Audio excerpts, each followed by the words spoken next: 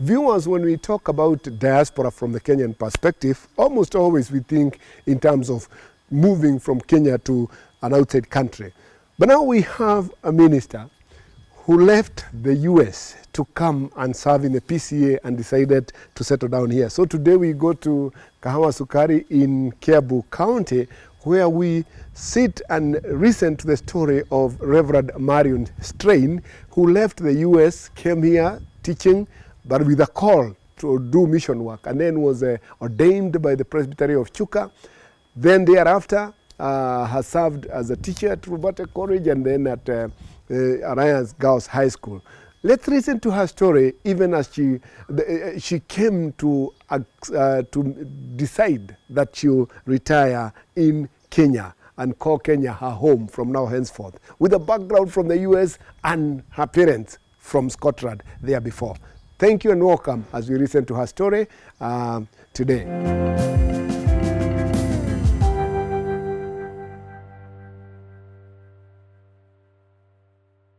Rev Marion Strain, thank you for welcoming us. Take a moment and introduce yourself to the viewers. My name, as Karimi says, is Rev Marion Strain. I've been in Kenya for 25 years this month, and I have come to minister and to live in your country. Okay. You have come to minister and to live.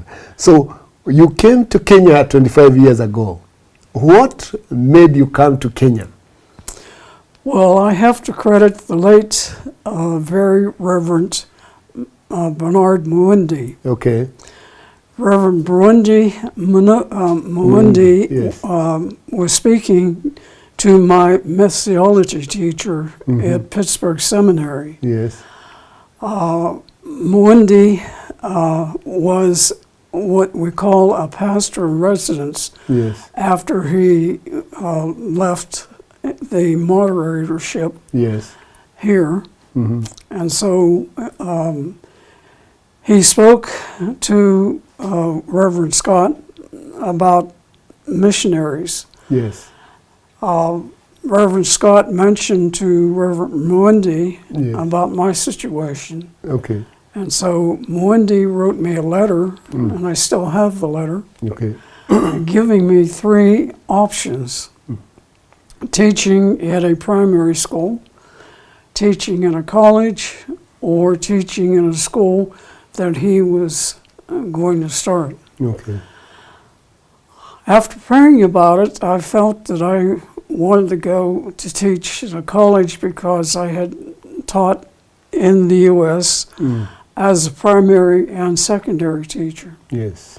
So I applied for Rabati College, and after about 2 years, I was sent to Rabati as a missionary. Yes. With the Presbyterian Church USA. Okay. Now, let me get this right. When Reverend Muindi met you at Pittsburgh, you were not yet ordained. You're still in seminary. No, I was ordained in Chuka Presbytery. You were ordained in Chuka Presbytery? Yes. And in Pittsburgh, where you were doing, had you already retired from teaching when you went to Pittsburgh, that Pittsburgh Theological Seminary? Yes. Okay. I retired while I was in seminary. Okay.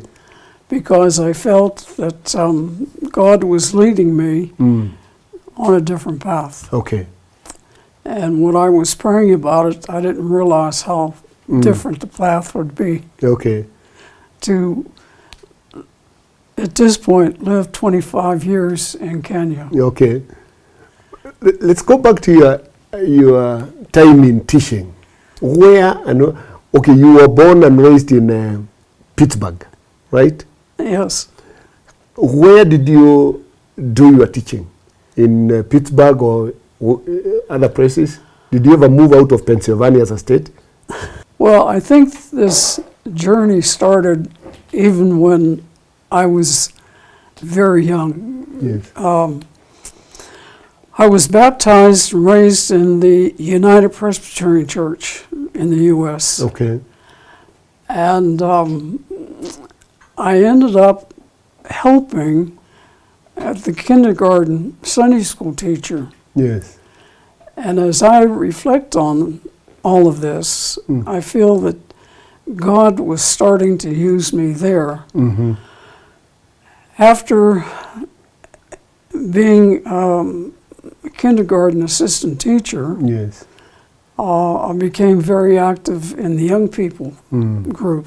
Mm-hmm. And from there, I went to, after graduating from high school, I went to a Reformed Presbyterian Church college. Okay. And I became the director of Christian education in one of the Presbyterian churches in the locality of the college. Okay. And so from there, I started my school teaching career, Yes. which led to, after 36 years, being called to the ministry. Okay. You taught for 36 years? 36 years. Wow. You mentioned at some point that you taught outside the U.S. before you came to Kenya. Yes, I taught for 2 years with the Defense Department schools in Kaiserslautern, Germany. So, defense schools. Did you ever train for the military? No. You just taught as a civilian? No. I had a brother who threatened me if I tried to enlist. So, you went to Germany in a defense school, and that is where you are teaching. It's a military school, but you were never trained for the No. military. Okay, so after Germany, you went back to the U.S. Yes. Let me also get this very clear. Your parents were immigrants into the U.S. Yes, they were Scottish immigrants. They came from a small mining village outside of Edinburgh. In fact, it was equal distance between Edinburgh and Glasgow. Okay. And they immigrated to the U.S. Hoping for a better life. Okay. And they struggled, and my 3 older brothers Yes. and I were born in America, Okay. but they never left Scotland. The parents or your The brothers? parents. Okay. So consequently, I had the privilege of being raised in 2 cultures, Okay. the Scottish and the American culture. Yes. Did you ever live in Scotland or visit? I've been there many times. Many times. Yes. So you have been able to reconnect with the family Yes. in Scotland. Now, Reverend Muindi wrote a letter for you, and you came to Kenya as a missionary. Did you look forward to ordination at that point in Kenya before you came? I had discussed it with, and I have to credit 3 reverends. While I was in Chuka, teaching at Rabati, Okay. Reverend Iguna encouraged me to follow ordination. Yes. Because he felt that I would be better serving if I was ordained rather than just missionary. Okay. And at the head office, there was Reverend Kenyon Joey Peter. and the late Reverend Kibuchio, Shows. who pushed and were very instrumental Okay. of getting my ordination. Because, as you know, it's not always easy. I know. So did you have to seek permission from your home presbytery in the Yes. PCUSA? Which, Pittsburgh Presbytery. Pittsburgh Presbytery. Right. So they gave you permission to be ordained by a partner denomination, Yes. PCA. Did they attend your ordination ceremony? Well, it was making history in PSEA Yes. because I was the first white woman to be ordained Okay. in PCEA. Yes. In fact, I was ordained where Dr. Ivan from Chocoria Yes. was also ordained. Mm-hmm. Dr. Ivan was from Scotland. The one from the U.S. Oh, from the U.S. Yeah. Okay. Okay. So, after now being ordained, did you continue with your work at Rubate? Yes, I was teacher Yes. and fulfilling the duties of chaplain. Oh, okay. You became the chaplain of Yeah. Rubate Teachers College. And then after Rubate, were you ever transferred by... Now, when you ordained by the PCA, you enter into this, into the appointment committee and the system of transfers. Were you ever transferred, like some of us? I was transferred to Alliance Girls High School Okay, as a chaplain again. as chaplain. So you were never in parochial ministry? No. Okay. I felt that was not my calling because my background was education. Yes. And I felt my call was working with young people. Yes. So therefore it was easy for me to go from Rubate to Alliance Girls, Yes. working in an educational setting, Yes. but being a minister. Okay. Now, you are a person who has gone through different cultures. The Scottish culture, the American culture, and then the Kenyan. Yes. Actually, Kenya, it's again Eastern and Central. Yes. How have you found that transition in life? I find it very easy Okay. because the Scots Yes. are very much like the Kenyans I didn't in know character. that. Okay. So I felt it was a very easy transfer. But then, before you moved from the Scottish culture to the Kenyan culture, you were in the American culture, where you were born and raised. How do you find the American culture and the Kenyan culture? I find it very interesting Okay. because, as you know, being there, Yes. there are similarities and differences, but people are people. I feel no matter what culture you may come from, you still have the same attitudes, the same likes, dislikes. So there's really not much difference.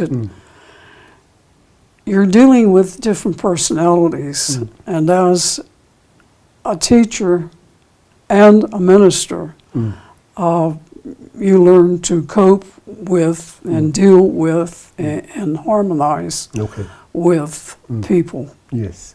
Now, Pittsburgh has a very high population of African Americans. Yes. How did that prepare you for ministry in Africa? I think it did. It did? Because I believe that whatever experiences you find yourself in, and if you are sincere in following Christ, that He is your guide. He is putting you into a situation that He wants you to relate, to deal with, to be part of. When I was teaching in the inner city of Pittsburgh, I was teaching in a school that was 60% blacks, 40% whites. And I feel that that was preparing me to come to Kenya. Yes. Because the culture, the African American culture, is not very different than the African culture here. There were times when I was dealing with obstreperous students, Yes. but I could see the potential. So I felt that every student had value, every student had worth, And just because he or she didn't want to learn or didn't learn, there was a reason behind it. Yes. And usually it was, the difficulty was coming from home. And many of the young men that were in the school were coming from single family, Yes. single mother homes. Okay. And if there was a grandmother, she was very prominent. Yes. It was like she was the head of the household. Okay. So it reminded, as I came and interacted with the African culture, I never realized how strong and potent the grandmother, the shosho, was. Oh, yes. So when the mother wasn't able to come in, I would ask the grandmother. And so I would try to explain to her why she was called and what I could do to help the young man. So this one particularly, after we finished the conference, she said, "Boy, you give this teacher a hard time, you're going to give me a hard time." Yes. And she looked at me and she said, "He won't trouble you anymore." So I felt by connecting with the students' culture, I was able to help them, because many of them were very discouraged, very depressed, Yes. very downhearted, because life in even America for the African American young man can be very difficult. But if they see their potential, then they're able to do better and become who they want to become. Okay. But I never realized the power of the shosho until I came here. Now you know. It amuses me how the parent can try to discipline the student or the child, but when the shosho come in and saying one word, I thought, this is almost like being next to God. Yes, unlike in the American culture, there is a lot of respect to the grandparents and actually even the parents from the children, and I know you have learned that.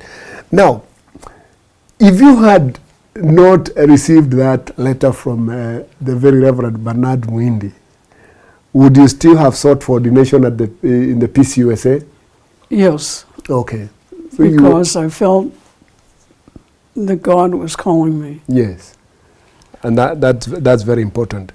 So I'm interested in your work in Germany for the 2 years, the military school in Germany. What did it entail? How different was it, coming from a school in the US and now into a school in Germany? Was it specifically for the military personnel from the US? Yes, I taught on military base, Okay. the Army post. Okay. So Kaiserslautern was the largest U.S. military base in Germany. yes. Life wasn't any different than there on the base Yes. than what it is in the U.S. I know. because of all the Americans. But as soon as you left the base, it was like leaving a different world. Yes. I was there during the time of the Berlin Wall. And even then, I could feel the tension between East and West Germany. Okay. East and West Berlin. Things could have been very difficult, but you just had to be careful. So the defense school was in West Germany by then? Yes. And were you very far from the border of West and East Germany? I was in Frankfurt, near Frankfurt. But one had to take a train from Frankfurt to Berlin. Okay. So it was like going from Mombasa to Nairobi. Okay. Have you ever gone back there after the reunification of Germany? No, I've Okay. not had an opportunity. Okay. So, Reverend Marion, you were a teacher in the American education system, and you became a teacher in the Kenyan education system. How different did you find it, especially dealing with the students at Alliance Girls High School? A student is no different in any place. Whatever they are, they are Wherever students. they are, they're Okay. the same. Yes, They act the same way, yes, whatever you are. wherever I am. Okay, in any case, you are a chaplain. Yes. Not necessarily a director involved in the teaching. Were you teaching at Alliance, or are you just a chaplain? I started out teaching CRE, Mm. and then that was the first year. Mm. And then I found that the chaplaincy took a lot of time. Yes. So I only taught for 1 year, Okay. CRE. And in any case, you were coming from college teaching, Rubate, Yes, to high school teaching. yes. That's quite a transition. So now let's go to your work as a minister. Did you ever interact with the Pittsburgh Presbytery? Early on, there was a relationship, Okay. but the congregation from where I came was dissolved because of lack of membership. Okay. So I wasn't unable to continue that relationship. What year was that? It was like 2000. No. Okay. But I have a relationship with a couple American ministers. And when I go back Yes. to visit, Yes. I visit with them. Okay. So now, in terms of church polity, PCUSA has the synod as a court of the church, as a fourth court of the church, unlike the PCA. Do you realize in your experience as a PCA minister now the need to have synods in the PCA? Or what is your opinion about the whole thing? Well, some may not agree with me, but Yes, I know. And that's why it's not been implemented. But I want to hear your opinion. I don't see the difference between a regional and synod. Okay. In the last few years, Yes. many churches, presbyteries within synod, because of lack of funds, Yes. have had to reduce personnel.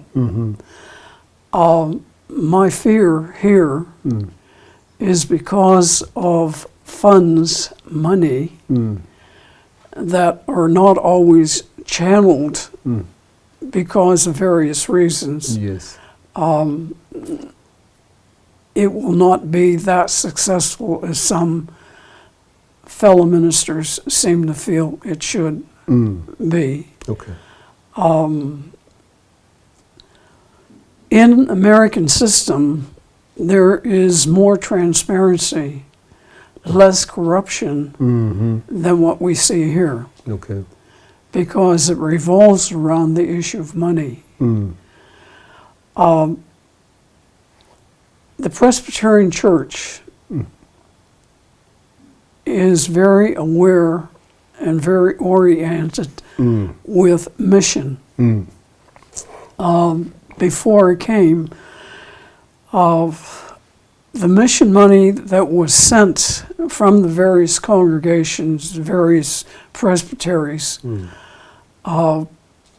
we were finding that the money was not going where it should be going. And I ran into this myself. The American churches are more than willing to subsidize mission projects, Okay. but they have to be truthful as to where the funds are going. For example, I was asked to go interpret, to talk about Verbati, Okay. and I interpret 3 congregations in Virginia. And I promised them, I gave them my word as a minister, as an American Christian, that if they would send money, then the money would go to where it was supposed to. I had the students write letters, thank you for scholarships. There was money for pasture mill. Yes. There was money for cattle, for the agricultural classes that they could get hands-on experience in the college. I was called to the office, the principal's office, and told that I was to give the money that I was receiving because the principal wanted it. And I said no. Okay. Because as a fellow American, I could not give my word and not keep my word. Yes. The method that I used for the college getting the money legally is that I would get a message from the minister in the church in Virginia that he is sending money to the American Presbytery. From the Presbytery, it was sent to Louisville, where the General Assembly's located. Then when the money came to the head office here, the finance officer would call me and say, Reverend Marion, your money's here. And I would go to Nairobi for Chuka, pick up the check, put it in the bank, and take the receipt and give it to the chairman of the scholarship committee. Well, the principal didn't like this because he wanted the money. To go through and his being the stubborn Scot that I am, I said no. And I said, even if you release me, I'm not giving you the money. He never got the money. And I had to leave Rabati. Wow. Is that the reason why you left Rabati to Alliance Girls? See, I can't deal with corruption. I can't deal with untruth. Wow. Wow. I wasn't brought up that way. You must have been a very strange being for them, or for the principal at that time. So now, let's come to the topic of retirement. We're dealing with this Scottish American whose parents immigrated from Scotland and then to US, and you settled there, you were born and raised there, and now you're determined to retire. Yes. Somewhere else, and in Africa. How did you come to that decision? Well, I had very good friends, especially Dr. Leah Karumbi, whom I met when I was at Alliance Girls. Okay. We became very good friends. In fact, I'm considered an adopted member of the CUNY Karumbi family. Okay. I was visiting her one night, and she said, "What do you plan to do?" And I said, "I don't know," because I felt I had settled here. Yes. But should I go back to the U.S.? In the U.S., I don't have family except for one nephew. Yes. And being here. And being used to the culture and the way of life here, American way would be very difficult, as I'm sure you experienced. Yes. So I said, let me pray about it. So I prayed about it, and I went back to her, and I said, I think I want to settle here. So I did that, and she... Dr. Karumbi helped me build this house. Oh, okay. She had a friend who is an architect. Yes. So the architect drew up plans. And I will tell people, Leah built the house, but I paid for it. Okay. Yeah. So, and she just lives down Oh, okay. 3 gates down. Mm. So we're very close. Okay. And I thank God for that, because I feel this is another way he was taking care of me Mm. in a strange land. Yes, I know. That's no longer strange. Mm. Mm. So, what year did you retire from active ministry? 2011. 2011, and you were in Nairobi North Yeah. Presbytery. So you're still engaged in ministry here Yeah. and there when invited. Yes. Okay. So, apart from preaching and and attending maybe presbytery meetings now and then, what do you do in retirement? I read. You read? Being a former reading teacher, Yes. I like to read and explore and learn more, especially biographies, Okay. because I think human nature is very interesting. Yeah, I know. And I do a little bit of traveling, Okay. but mainly relax. Traveling Yes. locally or internationally? Well, I just came back last September from a trip to the U.S. Oh, okay. take care of some personal issues and visit.